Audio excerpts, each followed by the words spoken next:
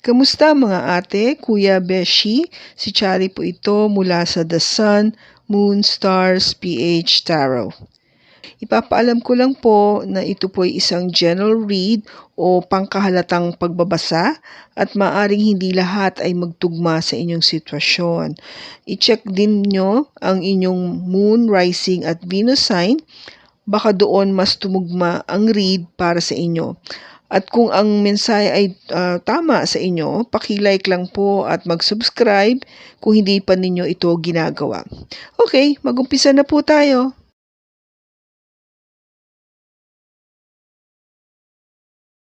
Hello po mga ate, kuya, beshies. Kamusta na po kayo? Dito ulit ako si Chari para gumawa ng another reading. And this is for the sign of Aquarius, Sun, Moon, Rising, and Venus. And of course, welcome po yung mga cross-watchers ni Aqua at yung mga bago po nating mga viewers.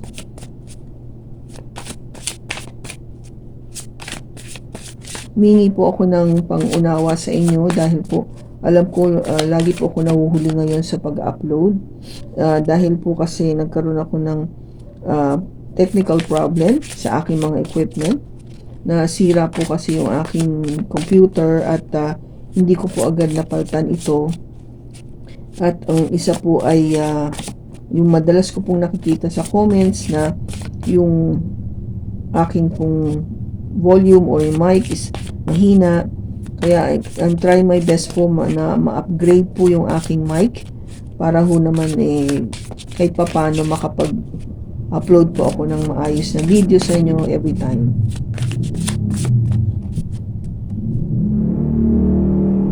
Okay, so tignan natin ngayon kung ano yung enerhiya o message na gustong iparating sa iyo, Aqua. Will you leave me like the others? Will you leave me like the others? Okay, yan ang tanong niya eh. No, it could be you saying this, Aqua, or yung person mo towards you. Tinatanong niya kasi, kung iiwan mo rin ba ako katulad ng iba? Magandang tanong, di ba? Iiwan mo rin ba ako?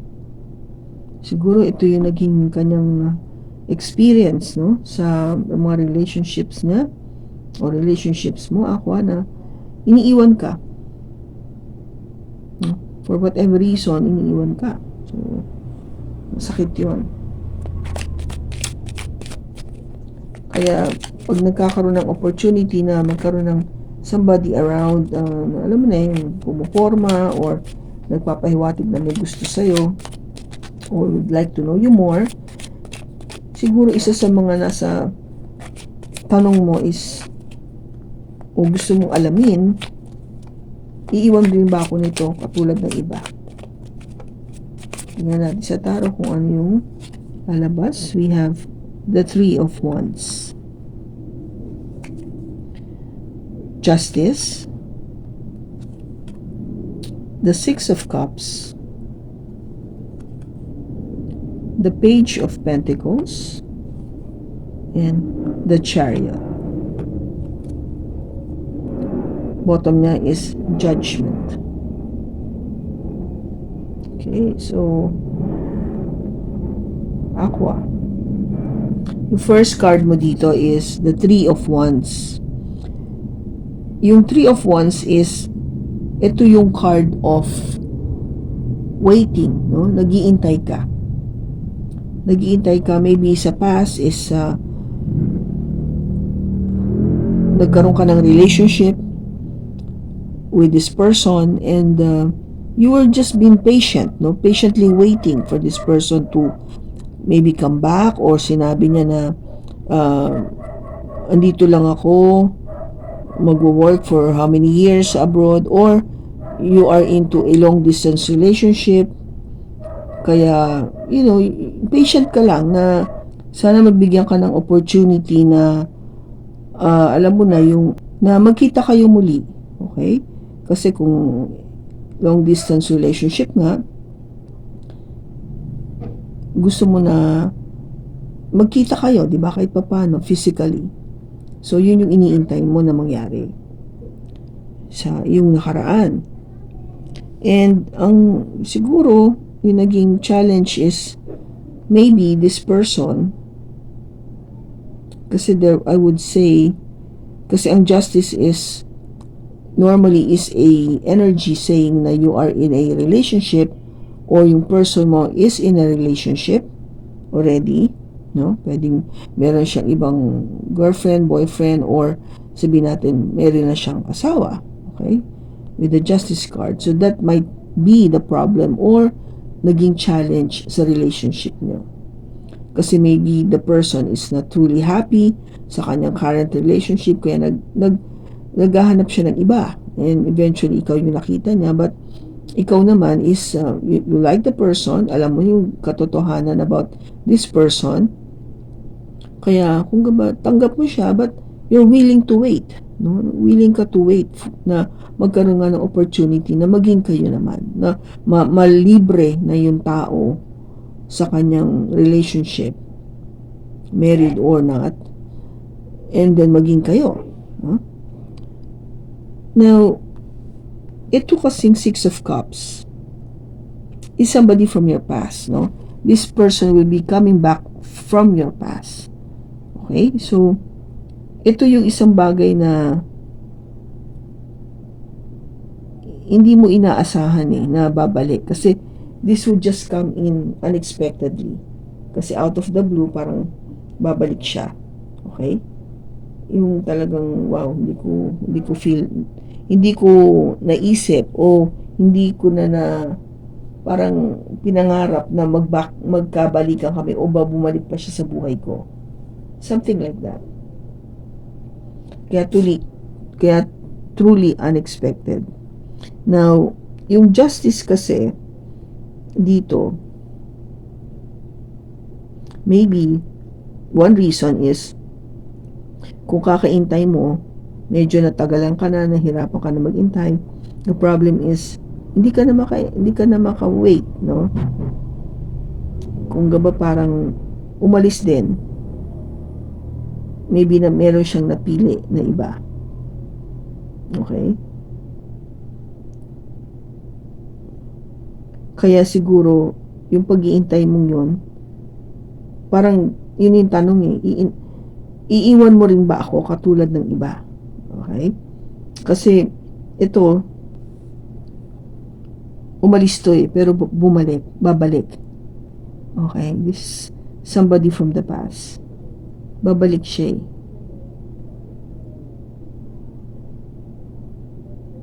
Now, I think it has something to do with a message na matatanggap mo about maybe your finances, or maybe yung tao na to has already somehow medyo secure na siya financially.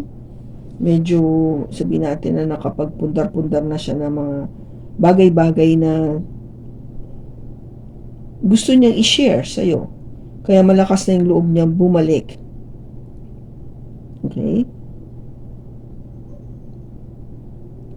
And naging outcome kasi is the Chariot.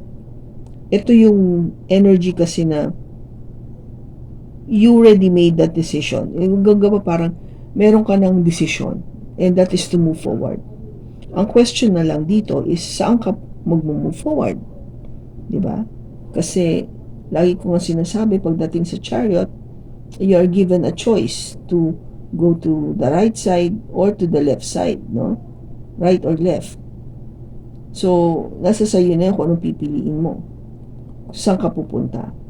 Kung ano yung gusto mong gawin. But dito, meron ka na talagang decision. Then, mag-move forward ako. Uusad ako. Hindi ako mag-i-stay lang dito. No, I have to move forward. I have to make a very important decision for myself. Kung saan sa tingin ko ako ay mas liligaya. One decision could be also dito sa dalawa na to is babalikan ko ba tong taong umalis o umalis before binalikan ako ngayon. Okay? So, kung gabaw kasi, kung dati ginawa niya na, uulitin ba niya ito ulit? Aalis na naman ba siya sa akin? At iiwan niya ako? Yun yung mga tinatanong mo That's why you wanted to make a very good decision. Diba? Kasi, ang sinasabi dito sa end card mo is judgment, which is giving second chances, no? Pangalawang pagkakataon dito sa tao na bumabalik. Babalik siya eh. Maybe because it has something to do with you're given justice, no? Binibigyan ka ng hustisya. Yung ba parang makabawi ka sa pag-iintay mo sa kanya. Yung ba nag-intay ka, nagsakripisyo ka, and then eventually nawala, hindi mo alam kung ano nangyari.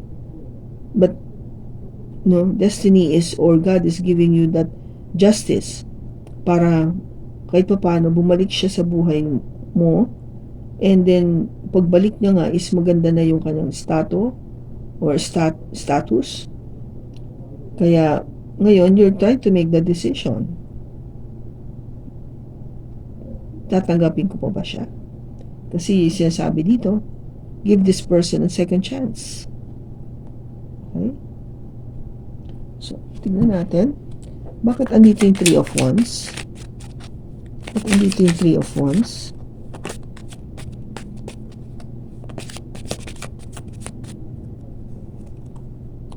Wow, we have the Devil, the 3 of Swords, and the King of Swords.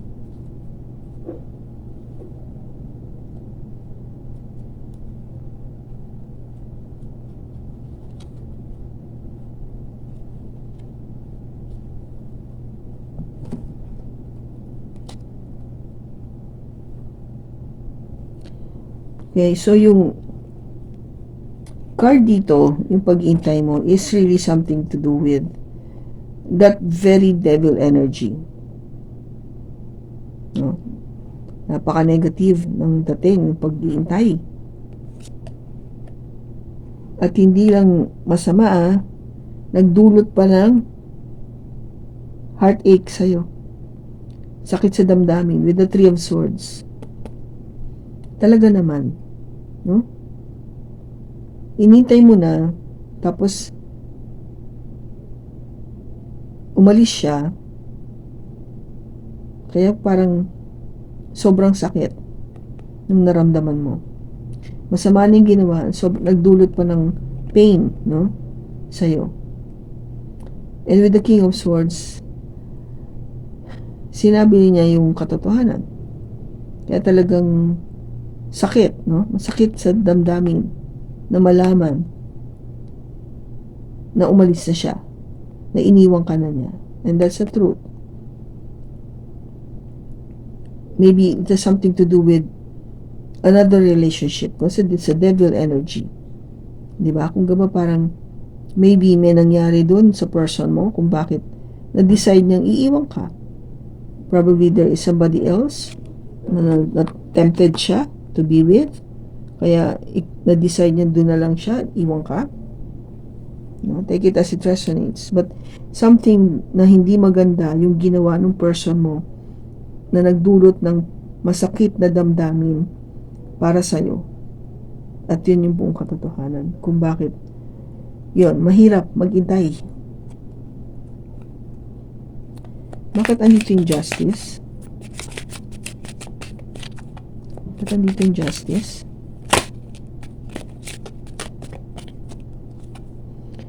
We have the Queen of Pentacles, the 7 of Wands, and Temperance.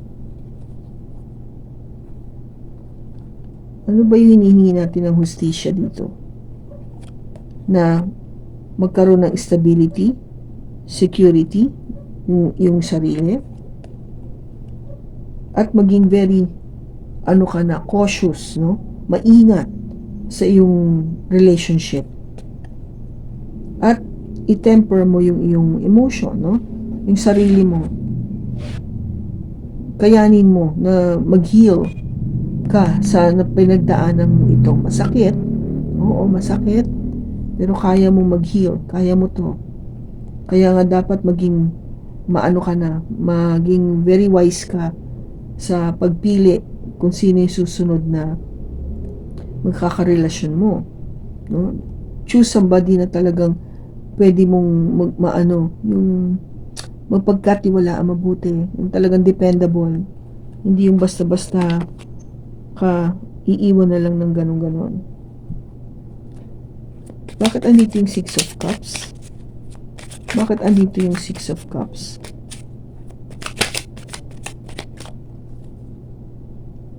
The Lovers, the Ace of Pentacles, and the 8 of Pentacles.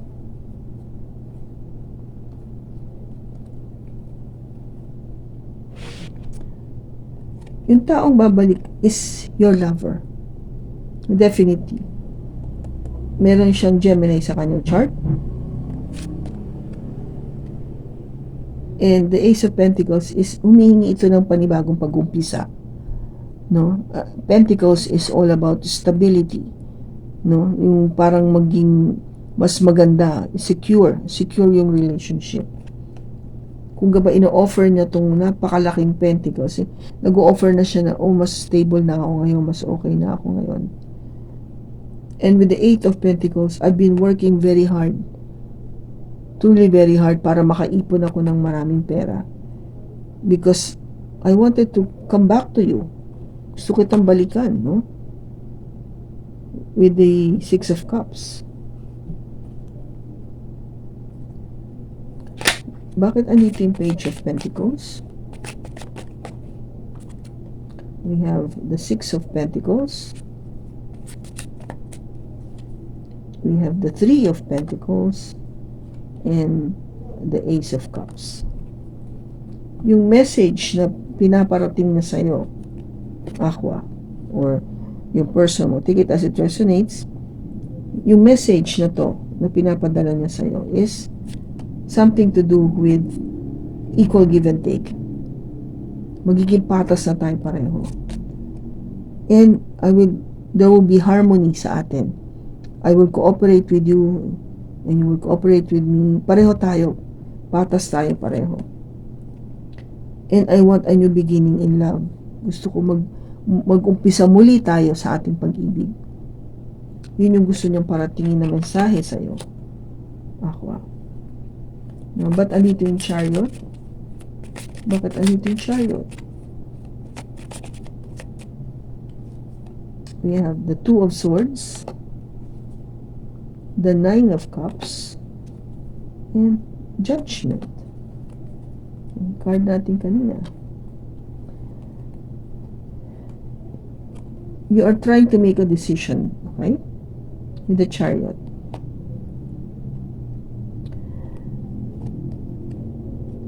Difficult to make one kasi 2 of Swords is, di ba, medyo kinross mo na yung puso mo eh.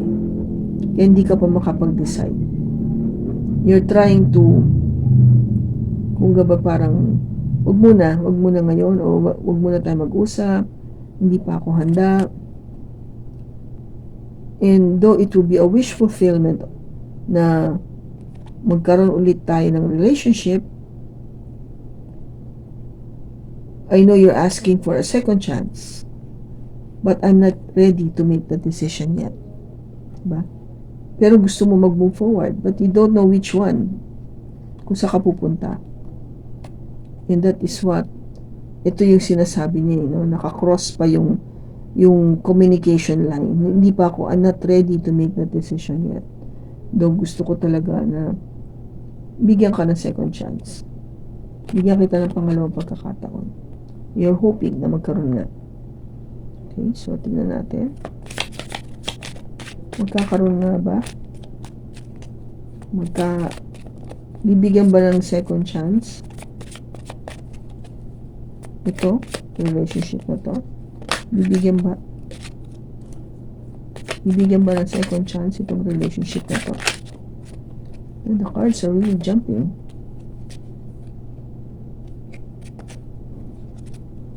Bibigyan ba ng second chance itong relationship na to? Yes. Pagtatrabahuhan mo talaga. It's an 8 of Pentacles. You'll be working very hard. You'll be working very hard para ma-achieve mo to.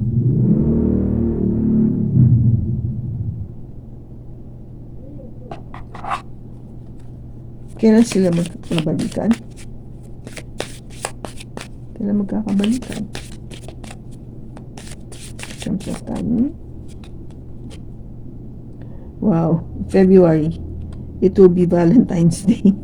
Hindi naman. Pero sometime in February, magkakabalikan kayo. And ano pa yung advice for Aqua? Guilt. I release any beliefs that no longer assist in my soul's growth. Guilt. Okay? So, inilalabas mo na, inaalis mo na yung mga bagay-bagay na hindi nagbibigay ng kabutihan sa iyong kaluluwa, no? So, alisin mo na yan. Which is, ito, no? Itong pag-worry na to, yung mga, kung ano man yung iniisip mo dito, bakit hindi ka pa makadecide. Maybe it's something to do kasi nga, ang tanong, will you leave me like the others, no? Yung lagi tanong iwan mo rin ba ako? Yung ba parang, ginawa mo na to dati, uulitin mo na naman ba? Alisin mo na lang yan. Just, if you really want to give this person a second chance, and then you have to forget kung ano yung nangyari sa past. Kasi, yung pangalawang pagkakataon na yun is really the new start, the new beginning of a new love. New love. No? Kaya, you have to work on it. Pagtatrabahuhan talaga yun para maging maayos yung relationship. Okay? So, kung kanino mang Aquarius itong enerhiya na ito nakuha natin ngayon sa pagbasa na to, maraming salamat sa pagsama mo sa akin sa pagbasa. Sa susunod po muli, ingat ka and God bless.